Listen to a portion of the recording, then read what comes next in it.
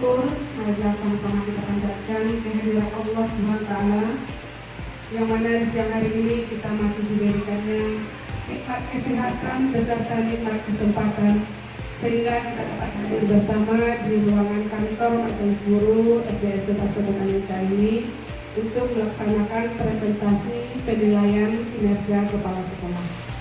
Baiklah, di sini untuk penilaian kinerja ini saya mengambil indikator siklus peningkatan kualitas praktik pembelajaran. Nah, kita lihat, kita baca dulu rapor pendidikan kita. Nah, di dalam rapor pendidikan kita, ini kalau kita lihat ringkasannya ya, dibandingkan tahun 2023, kemampuan numerasi SDN 11 Kota Majalengka mengalami peningkatan paling tinggi di antara indikator lain. Dari seluruh capaian tahun ini, kemampuan numerasi menjadi indikator dengan pencapaian terbaik. Meski demikian, kualitas pembelajaran adalah indikator dengan pencapaian terendah, yang salah satunya disebabkan oleh rendahnya metode pembelajaran. Contoh upaya untuk memahami hal ini adalah membenahi hal ini adalah melalui peningkatan kompetensi PTK dan kebijakan yang menunjang aktivitas kognitif. Jadi dari rapor pendidikan kita ini kita masih mengambil acuan kepada rapor tahun 2024. Nah, berdasarkan pemaparan ringkasan rapor kita ini, maka yang paling rendahnya di sini adalah kualitas pembelajaran. Nah, karena itulah saya mengambil siklus peningkatan kualitas pembelajaran. Nah, ini kalau kita buka dari kualitas pembelajaran itu, nah ini indikatornya. Kita lihat dari kualitas pembelajaran itu sudah baik, ya, capaiannya naik 12,4% dari tahun 2023. Sedangkan yang kepemimpinannya itu naik juga 24,8%. Untuk refleksi dan perbaikan pembelajaran oleh guru, itu capaiannya naik 14,51%. Jadi kalau kita bandingkan di antara ketiga indikator ini, semuanya memang naik, tapi mana naiknya yang paling rendah? Nah, kalau kita bandingkan, berarti yang paling rendahnya kenaikannya adalah kualitas pembelajaran. Nah, inilah dasar kita menentukan indikator mana yang akan kita pilih.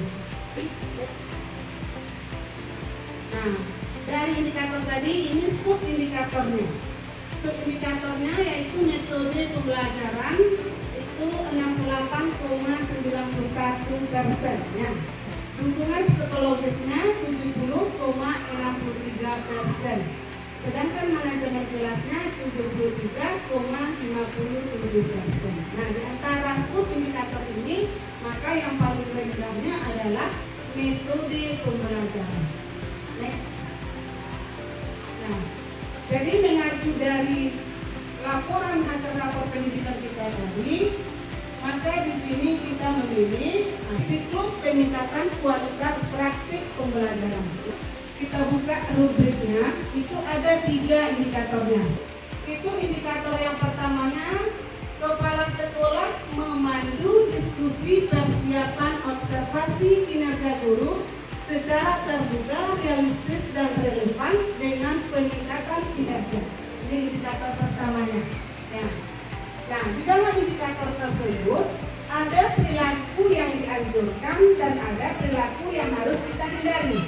Nah, untuk yang dianjurkan di dalam indikator yang pertama ini, yang pertama yaitu mendiskusikan target perilaku yang relevan dengan indikator kinerja serta realistis untuk dipraktikkan dan ditingkatkan kualitasnya oleh guru. Kemudian mendiskusikan rencana pembelajaran yang sesuai kebutuhan guru dan realistis dilakukan.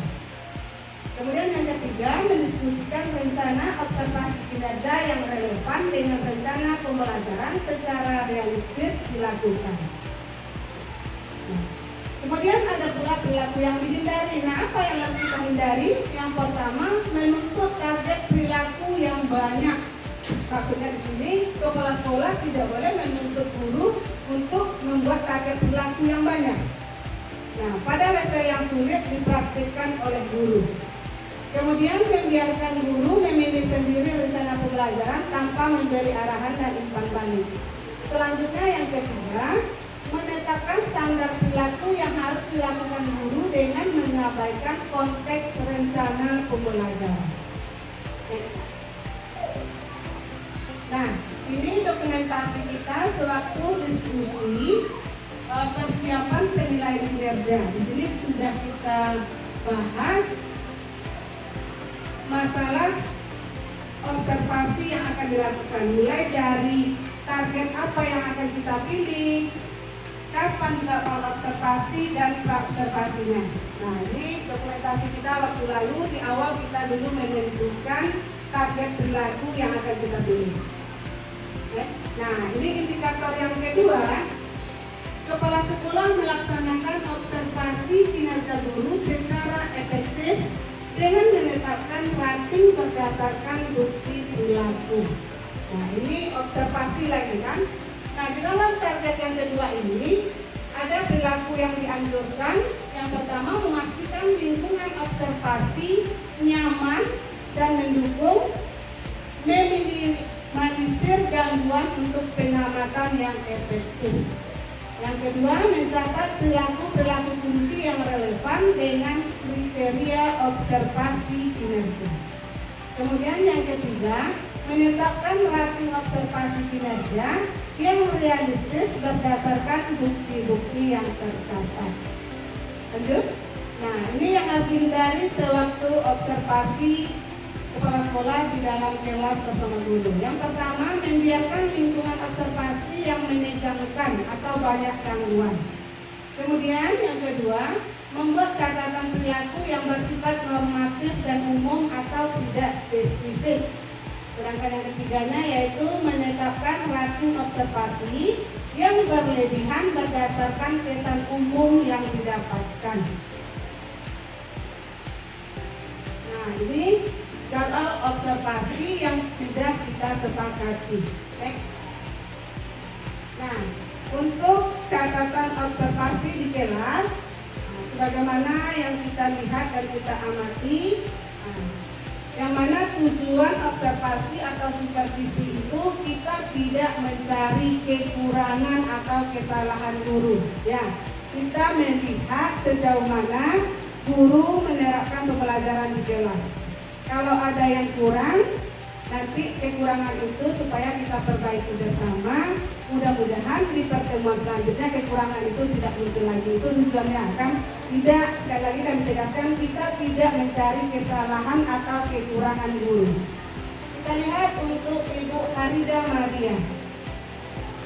Nah, apa yang kami lihat sewaktu Ibu tampil, yaitu yang pertama, penjelasan dengan menggunakan bahasa yang sederhana dan tidak mengabaikan respon peserta didik.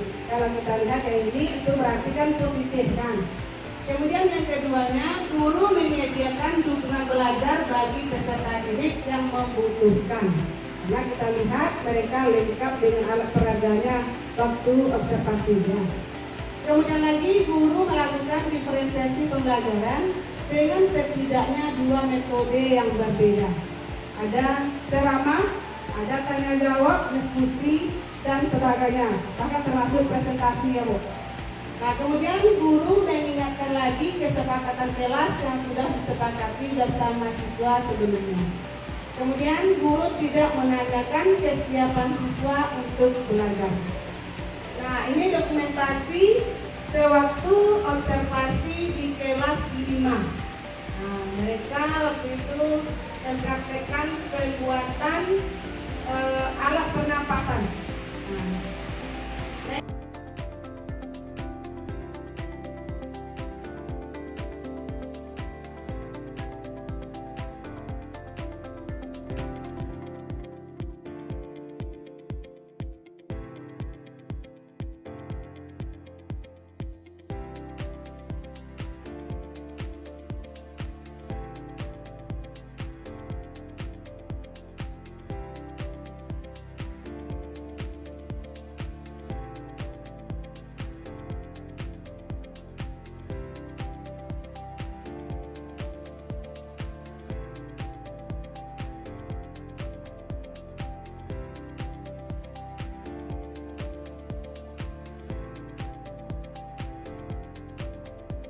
Lanjut untuk Ibu Wetrina. Yang pertama, komunikasi dengan peserta didik sudah dua arah. Guru memulai pembelajaran dengan mengajukan pertanyaan untuk memahami kondisi peserta didik. Kemudian lagi menggunakan pembelajaran berdasarkan asesmen awal, waktu itu dengan mengadakan kuisis ya Bu Wet, dan mengelompokkan siswa sesuai dengan kondisi awal peserta didik, sehingga terlaksana pembelajaran terdiferensiasi, tetapi guru memberi atau menyampaikan pembagian kelompok belajar sesuai dengan gaya belajar siswa. Ya, pengolahan kelas masih kurang optimal. Menyampaikan pembagian kelompok belajar sesuai dengan gaya belajar siswa. Ini yang maksud kami di sini adalah Bu Wet mengelompokkan siswanya memang sudah berdasarkan kemampuan atau gaya belajarnya kan. Tetapi dengan memberikan label kepada kelompok-kelompok tersebut. Ya, maksudnya ini kelompok anak auditory, ini kelompok visual, ini kinestetik, seperti itu. Label seperti itu yang kami maksudkan. Lanjut. Nah, ini dokumentasinya sewaktu di observasi di kelas 3.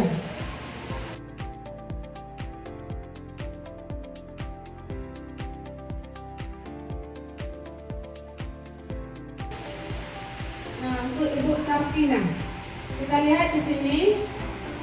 Yang pertama, suasana kelasnya hangat karena adanya expression.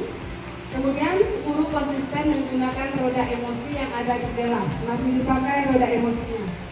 Kemudian guru menanyakan perasaan siswa setelah pembelajaran. Ya. Kemudian guru menyampaikan atau melabel kelompok belajar dengan gaya belajar siswa. Nah, ini maksudnya sama dengan buku tadi. Mengelompokkan siswa itu dengan memberitahu mereka ini anak-anak auditory, ini anak-anak visual. Ya, maksudnya dengan memberi label kelompok belajarnya. Nah, ini dokumentasi observasi di kelas 4.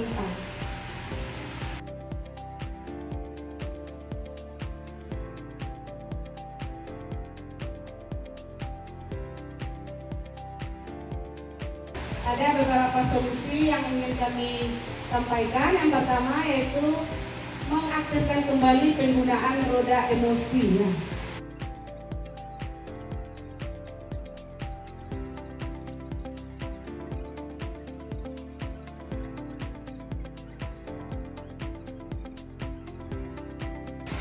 Nah, untuk indikator yang ketiga, yaitu kepala sekolah memandu diskusi dan refleksi tindak lanjut secara terbuka dan realistis dengan peningkatan kinerja.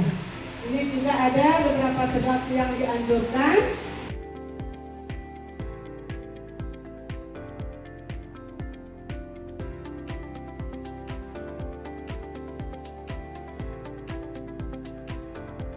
Ini dokumentasi refleksi dan tindak lanjut juga.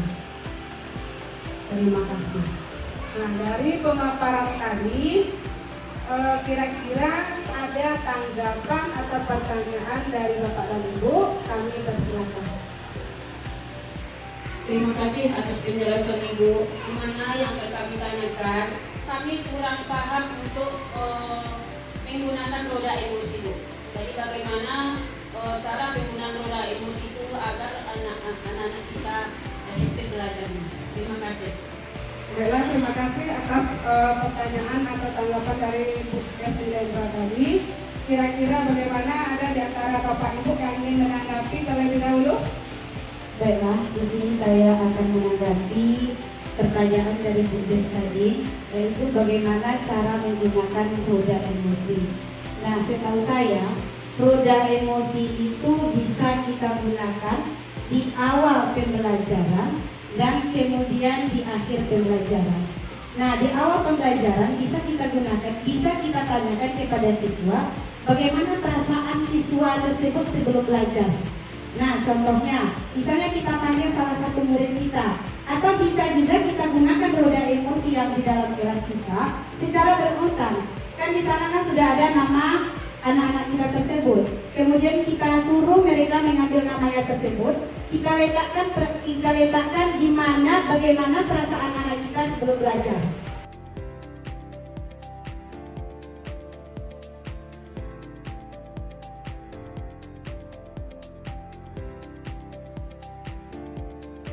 Ya, terima kasih kepada Bu Ed, kita beri aplaus dulu. Ya, untuk penggunaannya memang seperti itu ya.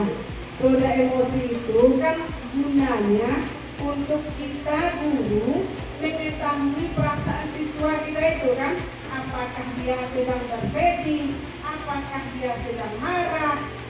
Nah, jadi kita sebagai guru harus tahu dulu. Nah, kenapa disampaikan Ibu tadi boleh di awal dan boleh di akhir? Kalau di awal ini kita tahu sebelum mulai pembelajaran, tahu kita dulu kondisi anak kita ini sudah siapkah dia? Apakah kalau kadang anak ini kan sedang sedih, kalau sedang sedih tentu otomatis sebenarnya kan dia belum siap untuk belajar. Nah itu gunanya kita mencari tahu sudah siapkah anak kita ini untuk belajar, bagaimana perasaannya. Jadi kalau memang betul-betul sudah siap, barulah kita bisa untuk memulai pembelajaran. Bagaimana? Kira-kira ada yang ingin menanggapi lagi? Assalamualaikum warahmatullahi wabarakatuh. Sebelumnya terima kasih Ibu telah memberikan saya waktu untuk menanggapi ataupun bertanya mengenai kegiatan observasi yang sudah dilakukan.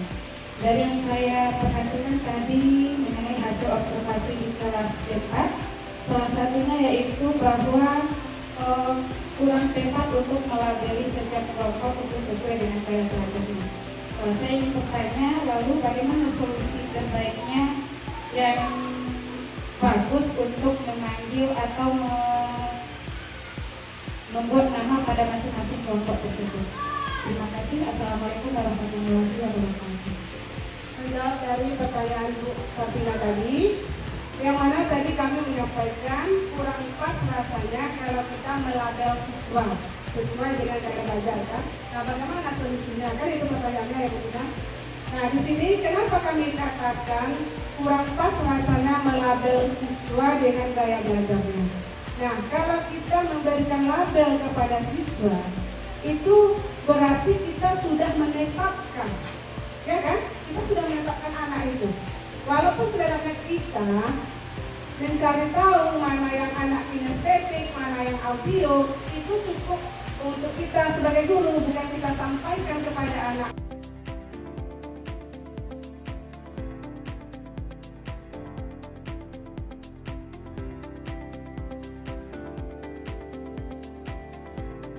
Nah, bagaimana solusinya?